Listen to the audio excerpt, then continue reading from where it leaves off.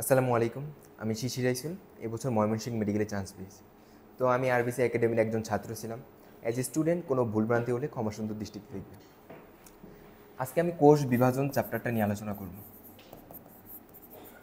So এই যে কোষ বিভাজন চ্যাপ্টার, এখানে অনেকগুলো টপিকের মধ্যে সবচেয়ে গুরুত্বপূর্ণ টপিক হচ্ছে কোষ চক্র এবং মায়োসিসে কোষ বিভাজনের যে ধাপটা এবং ক্রসিং ওভারের।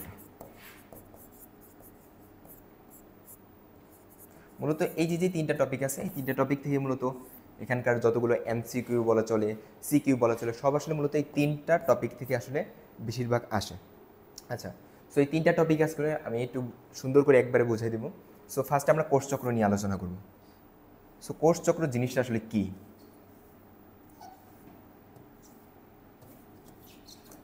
সো কোষচক্র জিনিসটা কি আমরা এটা ফার্স্ট জানবো।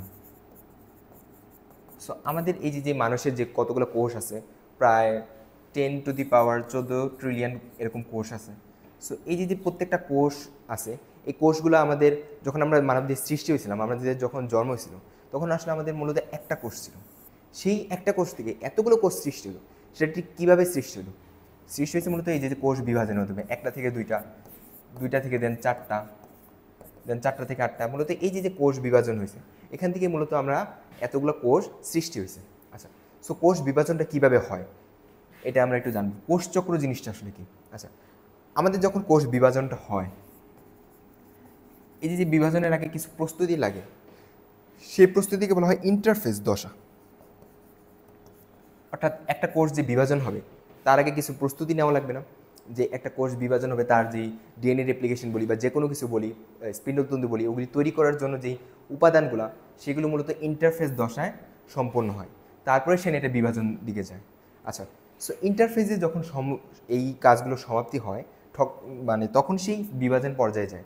আচ্ছা, সো বিভাজন পর্যায়ের পর আবার সেই ইন্টারফেস। সো এই যে ইন্টারফেস, বিভাজনের পর ইন্টারফেস, এরকম যেই চক্রটা, এই চক্রটাকে বলা হয় কোষ চক্র। সো ইন্টারফেস দশা নিয়ে আমরা বিস্তারিত আগে আলোচনা করব।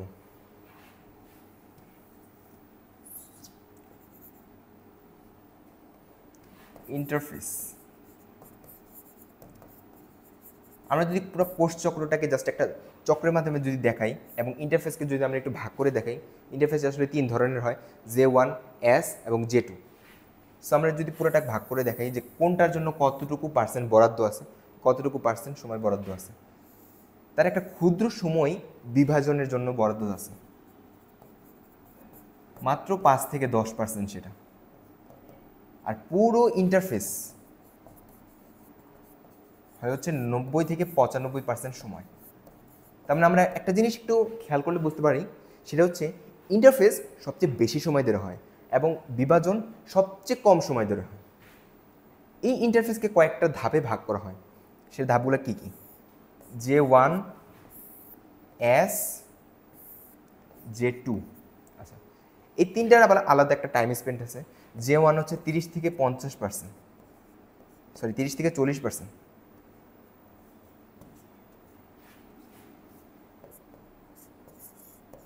আর S দশা হচ্ছে 30 থেকে 50%। আর J2 দশায় সবচেয়ে কম, সেটা হচ্ছে 10 থেকে 20%। এতটুকু টাইম স্পেন্ড হয় J1-এ এবং S-এ এবং J2-তে। আচ্ছা, আর বিভাজনে মাত্র 5 থেকে 10%। সো এটা হচ্ছে পুরো কোষচক্রের একটা টাইম স্পেন্ড। এখন আমরা দেখাবো J1, S এবং J2 তিনটা সম্পর্কে একটু জানবো। আচ্ছা,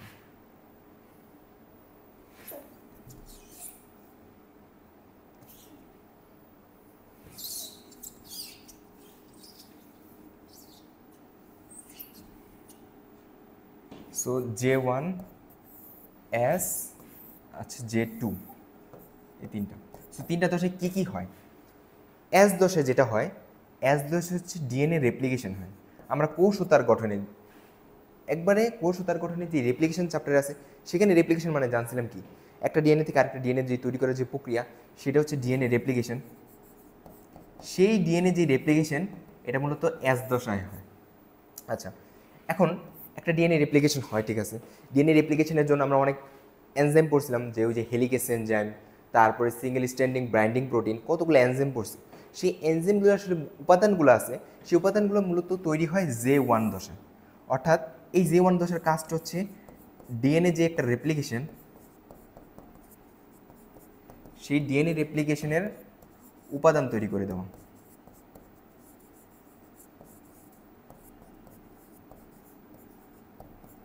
আচ্ছা, সো এস দশায় হচ্ছে ডিএনএ রেপ্লিকেশন হয়, আর J1 দশায় সেই ডিএনএ রেপ্লিকেশনের উপাদান তৈরি হয়। আচ্ছা, দেন J1 দশায় আরেকটা খুবই গুরুত্বপূর্ণ একটা কাজ হয়, সেটা কি? সেটা জানার আগে আমি J2 দশার একটা কাজ করে যাই। এই যে এত সবগুলো কাজ হয়, এটার জন্য প্রয়োজনীয় এটিপি তৈরি করার কাজটা হচ্ছে J2 করে। অর্থাৎ এই যে পরবর্তীতে J2-র পর বিভাজন হয়, J2-র পরে মূলত একটু বিভাজন হয়, একটা কোষ আসলে বিভাজন হয়। এই বিভাজনে অনেক শক্তি লাগে, সেই শক্তিগুলো তৈরি করে হচ্ছে J2 দশা, সেটা হচ্ছে এটিপি তৈরি করে। আচ্ছা, সো এখানে আমরা আরও J2-র আরও কতগুলো কাজ আছে সেগুলো আমরা জানবো। সো J2-র আরেকটা খুবই গুরুত্বপূর্ণ আছে, এই যে J2 থেকে এটা বিভাজন প্রক্রিয়া যায়, বিভাজন প্রক্রিয়া যেতে একটা প্রমোশন লাগে, ম্যাচুরেশন লাগে, সেইখানে ম্যাচুরেশন প্রমোটিং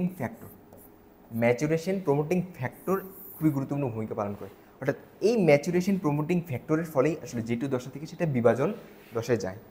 সো MPF মানে কি? Maturation promoting factor.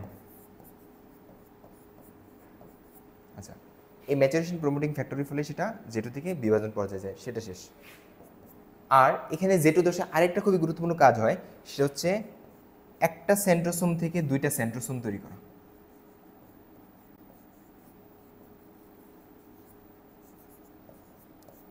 দুইটা সেন্ট্রোসোম তৈরি করা। এখন বলতে পারো সেন্ট্রোসোম জিনিসটা কি? সেন্ট্রোসোম পানি কোষের একটা গুরুত্বপূর্ণ আলাদা বৈশিষ্ট্য, যেটা উদ্ভিদ কোষে আসলে মূলত থাকে না।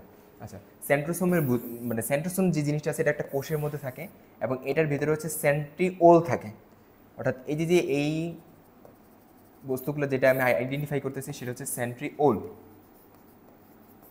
আর দুইটা সেন্ট্রিওল থেকে, এই দুইটা সেন্ট্রিওল সহ পুরাটাকে বলা হয় সেন্ট্রোসোম।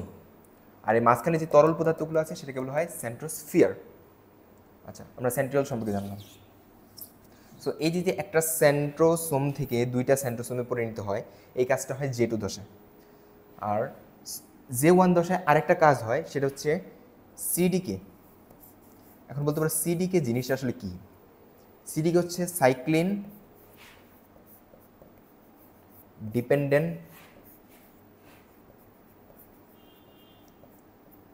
কাইনেস।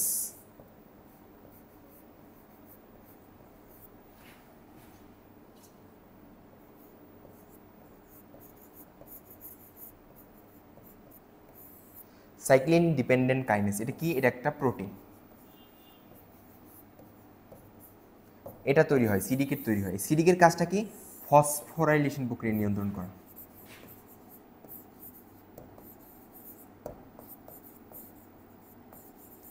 ফসফোরাইলেশন প্রক্রিয়ার ফলে যেই কাজটা হয়, প্রোফেজ দশায় জল সংকোচন শুরু হয়, তারপর আমাদের ক্রোমোজোমগুলো আছে খাটো মোটা এরকম হওয়া শুরু করে, আর ক্রোমোজোমগুলো বেশি রঞ্জক পদার্থ এগুলি বৃদ্ধি পায় এই ফসফোরাইলেশনের কারণে। মূলত ফসফোরাইলেশন হচ্ছে এই যে এটিপিগুলো তৈরি হয়, এটিপিগুলো থেকে এডিপি তৈরি হওয়ার যে প্রক্রিয়া, সেটা হচ্ছে ফসফোরাইলেশন। অর্থাৎ এই যে শক্তিটা খরচ করলো, সেই শক্তিটা খরচ করে মূলত জল সংকোচনের পিছনে, এবং জল সংকোচন হলে যে কাজটা হয়, ক্রোমোজোমগুলো আসলে বেশি রঞ্জক হয়ে ওঠে, তখন আমরা ক্রোমোজোমগুলোকে দেখতে পাই। সো এটা হচ্ছে মূলত J1 দশা, এস দশা বা J2 দশা। আমি যদি একবার একটু সারসংক্ষেপে প্রত্যেকটা দশার কাজ সম্পর্কে আবার একটু যদি বলি, Z1 দশায় ফার্স্টে এস দশায় ডিএনএ রেপ্লিকেশন হয়, সেই ডিএনএ রেপ্লিকেশনের সকল উপাদান তৈরি হয় J1 দশায়, শেষ। J2 দশার পরে যেহেতু বিভাজন আসে, সো বিভাজনে অনেকগুলা শক্তি লাগে, সেই শক্তিটার এটিপি তৈরি করে হচ্ছে J2। যে এটিপি পরে বিভাজনে গিয়ে ভাঙে এবং ওইখান থেকে শক্তি পায়। আচ্ছা, সো এই যে J2 থেকে বিভাজনে যাবে, এটার একটা ম্যাচুরেশন লাগবে, সেই কাজটা করেছে ম্যাচুরেশন প্রমোটিং ফ্যাক্টর। এটার ফলে J2 দশা থেকে বিভাজনে যেতে পারে। আচ্ছা, দেন একটা সেন্ট্রোসোম থেকে দুইটা সেন্ট্রোসোম তৈরি করার কাজটা হচ্ছে J2। আর J1-এর একটা কাজ হচ্ছে কি? সাইক্লিন ডিপেন্ডেন্ট কাইনেস একটা প্রোটিন তৈরি করা, সেই প্রোটিনটার কাজ কি? ফসফোরাইলেশন প্রক্রিয়া নিয়ন্ত্রণ করা। সো এটা আসলে পুরো J1 এবং J2 দশার কার্যক্রম। আচ্ছা, এখন আমরা কতগুলো ফ্যাক্টর সম্পর্কে জানব।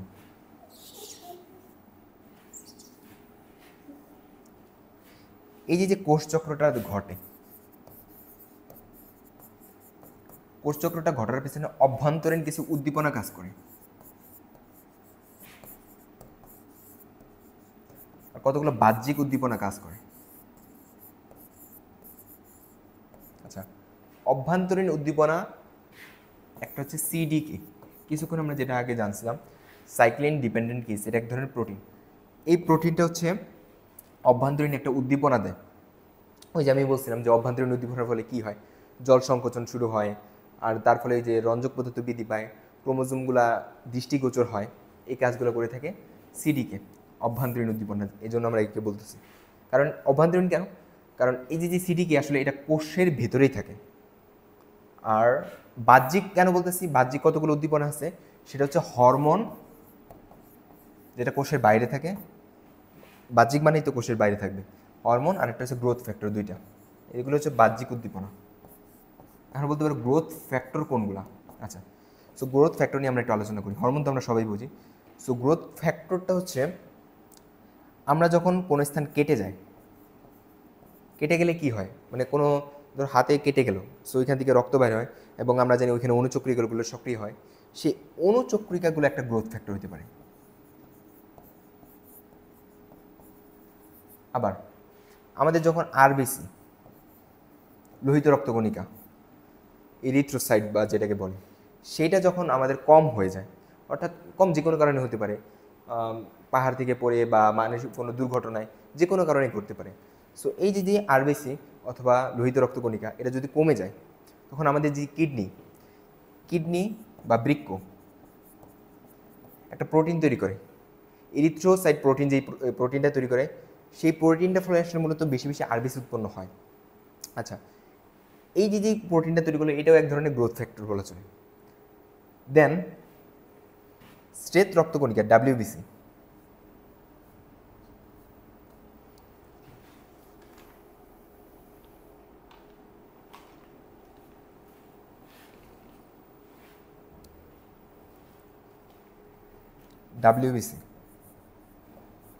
এটা একটা গ্রোথ ফ্যাক্টর তৈরি করে, ইমিউন সিস্টেমটাকে উন্নত করে। ইমিউন সিস্টেম কি? অর্থাৎ আমাদের প্রতিরক্ষা যে ব্যবস্থাটা, আমরা জানি ওই যে আমাদের দেহে যদি ব্যাকটেরিয়া বা ক্ষতিকর ভাইরাস এসে যায়, আমাদের দেহ কি ওটার বিরুদ্ধে একটা প্রোটেক্ট করে, সেখানে ডাব্লিউবিসি গুরুত্বপূর্ণ ভূমিকা রাখে। সেটাও একটা গ্রোথ ফ্যাক্টর। সো 3 ধরনের গ্রোথ ফ্যাক্টর আমরা একটু এক্সাম্পল হিসেবে দেখলাম। সো এগুলো বিভিন্ন ধরনের গ্রোথ ফ্যাক্টর হতে পারে, আর বিভিন্ন হরমোন ভূমিকা রাখতে পারে বাহ্যিক উদ্দীপনা হিসেবে। সো এই দুইটা বাহ্যিক এবং সিডিকে হচ্ছে অভ্যন্তরীণ, এই তিনটা আসলে মিলে একটা কোষচক্র আছে, সেটাকে নিয়ন্ত্রণ করে বা উদ্দীপনা দেয়। এটা আমরা জানলাম।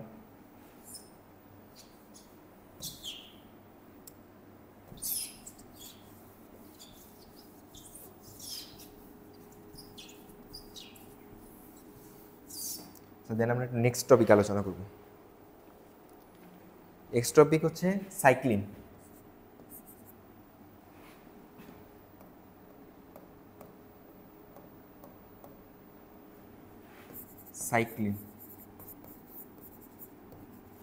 সো সাইক্লিন প্রোটিন এটা হচ্ছে 4 ধরনের হইতে পারে, বা সিডিকে 4 ধরনের। কি কি? সাইক্লিন ডি, সাইক্লিন ই, সাইক্লিন এ, সাইক্লিন বি। এটা আমরা একটু সংক্ষেপে জানবো বা একটা নেমোনিকের সাহায্যে মনে রাখার চেষ্টা করি। ডি মানে কি? D4 আমরা মনে রাখবো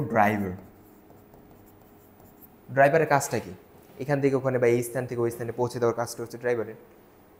সো সাইক্লিন ডি এর কাজটা হচ্ছে J1 থেকে S থেকে J2 দশায় পৌঁছে দেওয়ার যে কাজটা করে, সেটা হচ্ছে সাইক্লিন ডি, মানে ড্রাইভারের কাজটা করে।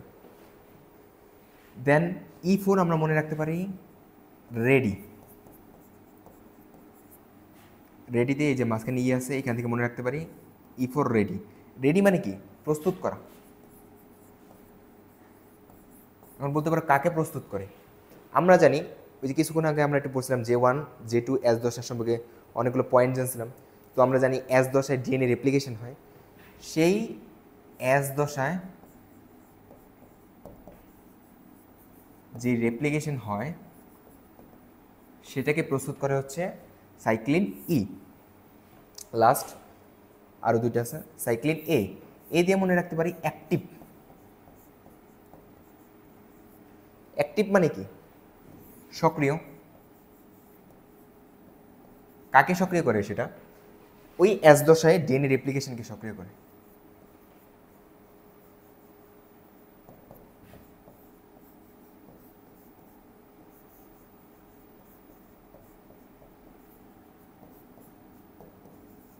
এস দশায় ডিএনএ রেপ্লিকেশনকে সক্রিয় করার কাজটা হচ্ছে সাইক্লিন এর কাজ।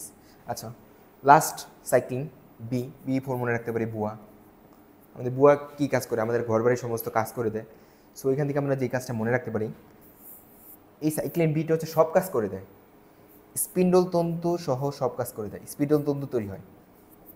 আর স্পিন্ডল তন্তু কী জিনিস এটাকে আমরা একটু আলোচনা করি। সো এটা ধরি হচ্ছে কোষ।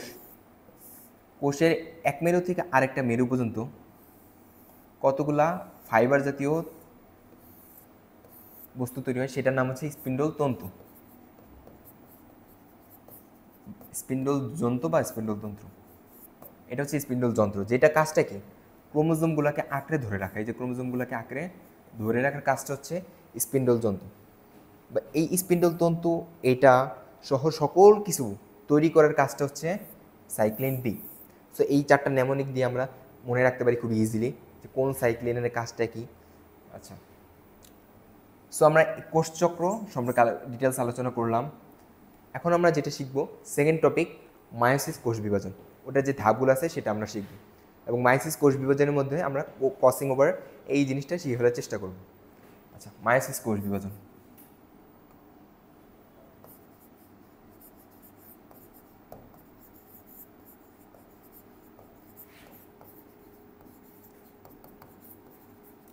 সো মায়োসিস কোষ বিভাজন যদি আমরা একটু ভাগ করার চেষ্টা করি, এটাকে হচ্ছে দুই ভাগে ভাগ করা যায়। একটা হচ্ছে বিভাজন 1, একটা হচ্ছে বিভাজন 2।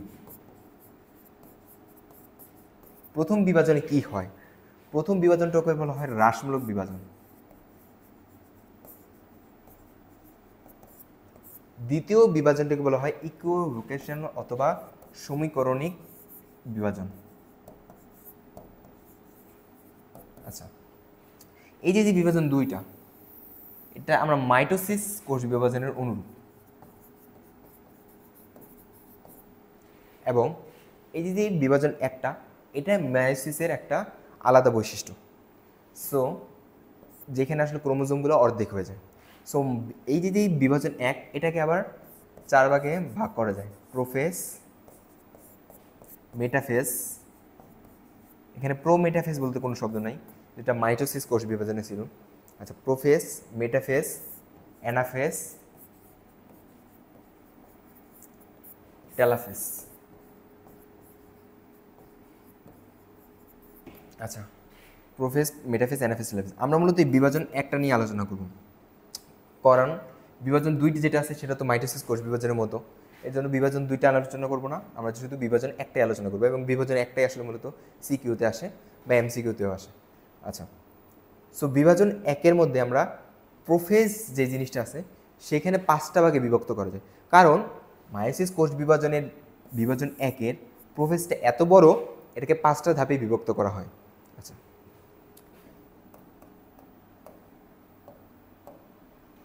সো 5টা ধাপগুলো কী কী?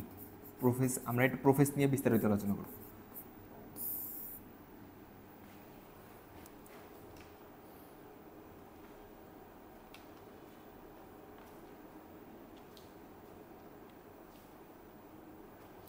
সো ফার্স্ট ধাপ হচ্ছে ল্যাপ্টোটিন।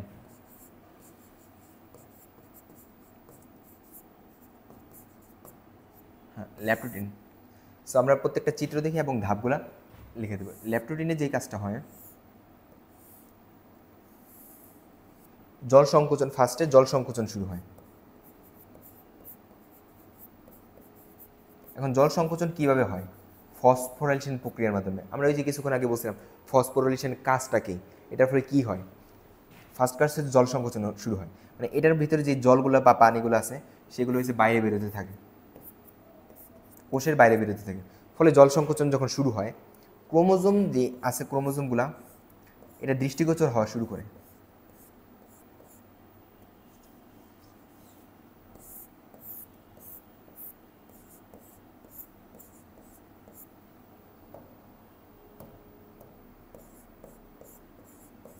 এই যে ক্রোমোজোমগুলো আছে এটা দৃষ্টিগোচর হওয়া শুরু করে, অর্থাৎ সেকেন্ড পয়েন্ট হচ্ছে ক্রোমোজোম দৃষ্টিগোচর হয়।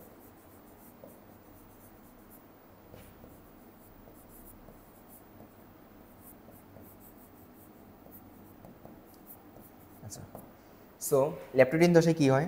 জল সংকোচন হয়, ক্রোমোজোমগুলোকে দেখা যায় বা দৃষ্টিগোচর হয়। এটা হচ্ছে ল্যাপ্টোডিন দশার একটা গুরুত্বপূর্ণ বৈশিষ্ট্য। দেন পরবর্তীতে হচ্ছে জাইগোটিন। জাইগোটিন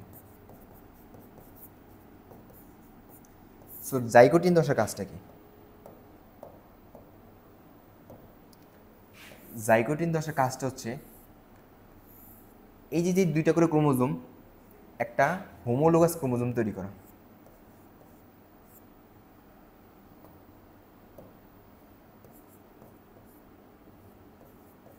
এখানে একটা হোমোলোগাস ক্রোমোজোম তৈরি করে। হোমোলোগাস ক্রোমোজোম কীভাবে তৈরি করে?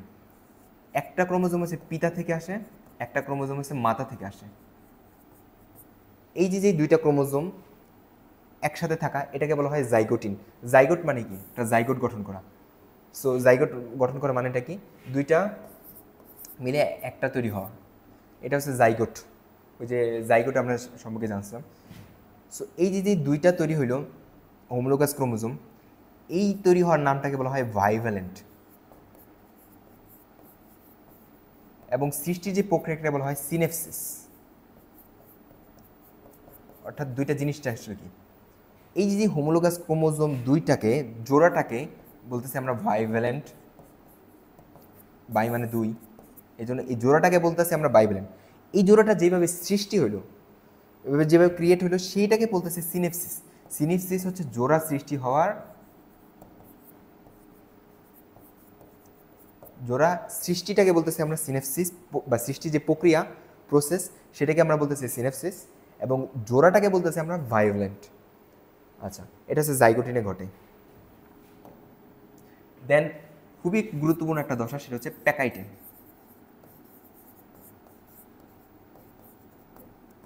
আচ্ছা, প্যাকাইটিনে কি জিনিসটা ঘটে? সো প্যাকাইটিনে এসে এই যে আমাদের কোষ, তার মধ্যে এটা হচ্ছে হোমোলোগাস ক্রোমোজোম।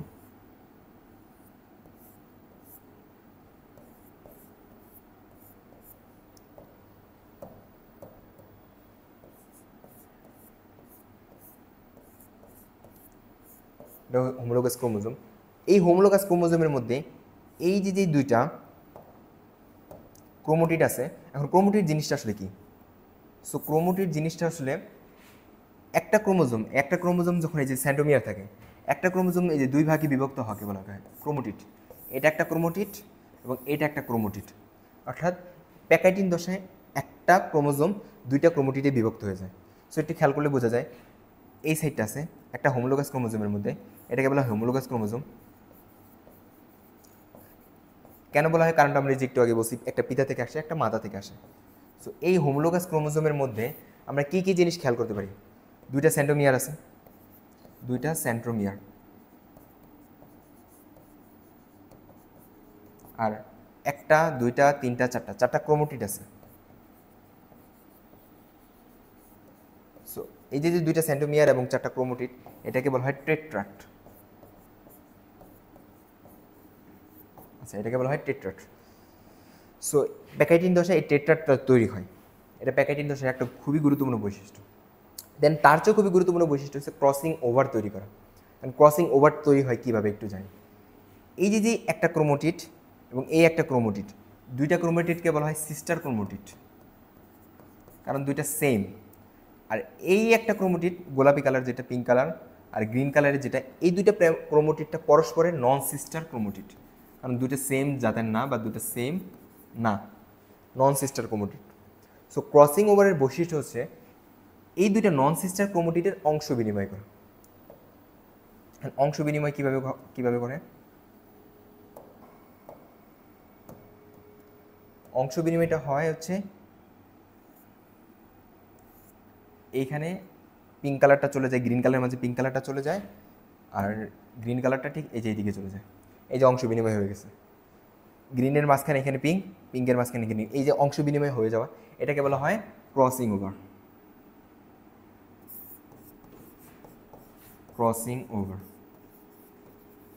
এই ক্রসিং ওভারের ফলে জিনিসটা আসলে কী হয়, এই স্থান পরিবর্তন হলে যে জিনিসটা হয় সেটা হচ্ছে বৈশিষ্ট্যের চেঞ্জ হয়। সো এইভাবেই আসলে মূলত এক প্রজন্ম থেকে আরেক প্রজন্মে আসলে বৈশিষ্ট্যের চেঞ্জ করে থাকে এই মূলত ক্রসিং ওভারের ফলে। আচ্ছা, সো এই ক্রসিং ওভারটা ঘটে কতগুলো এনজাইমের সাহায্যে। এন্ডোনিউক্লিয়াস। সো এই এনজাইমটা কী করে, এই দুইটা নন সিস্টার ক্রোমোটিড আছে সেটাকে ভাঙতে সাহায্য করে। দেন কি হয়, অংশ বিনিময় হয়, একটারটা এই পিঙ্কটা যায় হচ্ছে গ্রিনে, গ্রিনের যায় হচ্ছে পিঙ্কে, অংশ বিনিময় হয়। অংশ বিনিময় হওয়ার পর কি হয়, দুইটা তো জোড়া লাগাতে লাগবে, বা এই যে যে জোড়া লাগানোর যে প্রক্রিয়াটা সেটা হচ্ছে লাইগেজ এনজাইমের সাহায্য করে। এই তিনটা ধাপে মূলত ক্রসিং ওভার হয়। সো এটা হচ্ছে প্যাকাইটিন দশা, যেটা খুবই গুরুত্বপূর্ণ একটা দশা একটা মায়োসিস কোষ বিভাজনে। দেন আমরা মায়োসিস কোষ বিভাজনের পর, বা সরি এই প্যাকাইটিন দশার পর ডিপ্লোটিন দশা নিয়ে আলোচনা করব।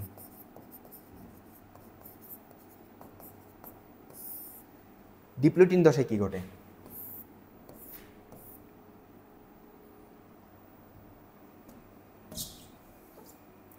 ডিপ্লোটিন দশায় একটা সেন্ট্রোমিয়ারের সাথে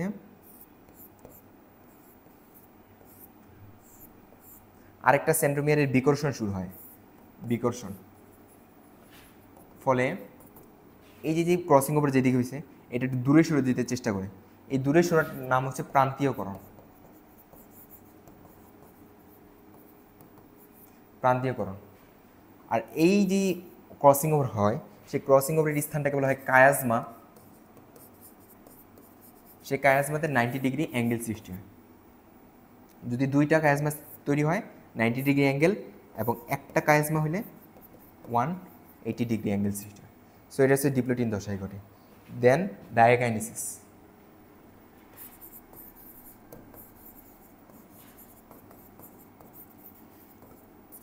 আচ্ছা, ডায়াকাইনেসিসে কী ঘটে, এই যে যেই ক্রোমোটিড আছে একটা আরেকটা দিকে প্রান্তের দিকে ছুটে যেতে চেষ্টা করে, অর্থাৎ এই একটা ক্রোমোজোম এই প্রান্তের দিকে, এই একটা ক্রোমোজোম এই প্রান্তের দিকে, এই একটা ক্রোমোজোম এই প্রান্তের দিকে, এই একটা ক্রোমোজোম এই প্রান্তের দিকে ডায়াকাইনেসিস প্রক্রিয়ায় চলমান হয়। সো এটা আসলে পুরা ফুল প্রোফেজের আলোচনা। দেন মেটাফেজ।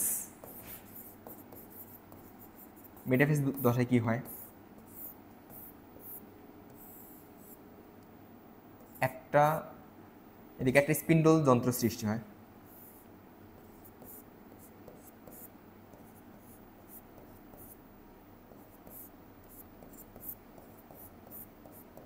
স্পিন্ডল যন্ত্র সৃষ্টি হয়, যার ফলে একটা করে ক্রোমোজোম বা প্রত্যেকটা ক্রোমোজোম তার প্রান্তের দিকে ছুটে যেতে চেষ্টা করে। আচ্ছা, এটা হচ্ছে মেটাফেজ দশায় ঘটে। দেন মেটাফেজ দশার পর অ্যানাফেজ দশায় কি ঘটে,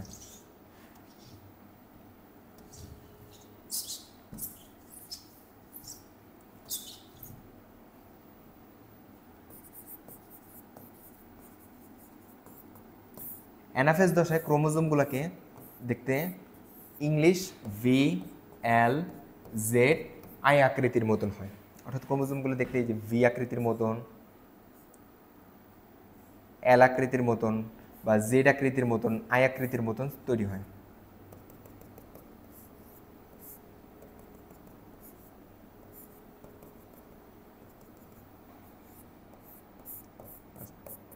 আই আকৃতির মতো তৈরি হয়। লাস্ট হচ্ছে টেলাফেজ দশা।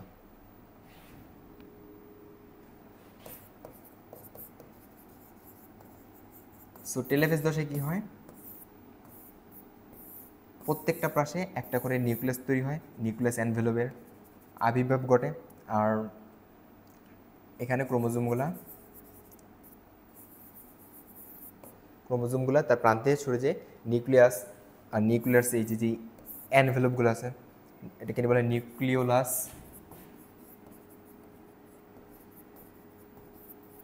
এবং নিউক্লিয়ার এনভেলপ, এগুলো আবার পুনরায় আবির্ভাব ঘটে। আচ্ছা, সো এই যে ক্রোমোজোমগুলো আছে, ক্রোমোজোমগুলো অর্ধেক ক্রোমোজোম এক পাশে চলে গেলো, ক্রোমোজোম অর্ধেক ক্রোমোজোম আরেক পাশে চলে গেলো, ফলে এইখানে মূলত 2n থেকে n সৃষ্টি হয়েছে। সো এইভাবে প্রথম বিভাজন 2n থেকে n সৃষ্টি হয়। সো দেন সেকেন্ড বিভাজন, এটা অনুরূপ মাইটোসিস বিভাজনের মতনই, সেখানেও n থেকে আসলে n তৈরি হয়। এই কারণে মায়োসিস কোষ বিভাজনে একটা কোষ থেকে 4টা অপাত্য কোষ তৈরি হয়, যার মাতৃকোষটা 2n হলে বাকি কোষগুলো হচ্ছে n হয়। সো এটা আসলে ফুল মায়োসিস কোষ বিভাজন। তো আজকে আমরা কী শিখলাম? কোষচক্র। দেন আমরা শিখলাম হচ্ছে আমাদের মায়োসিস কোষ বিভাজনের প্রোফেজ ধাপ, পুরোটা আমরা আলোচনা করলাম। এই প্রোফেজ ধাপের মধ্যে সবচেয়ে গুরুত্বপূর্ণ একটা দশা হচ্ছে প্যাকাইটিন দশা। সো প্যাকাইটিন দশা আমরা ক্রসিং ওভার নিয়ে আলোচনা করলাম।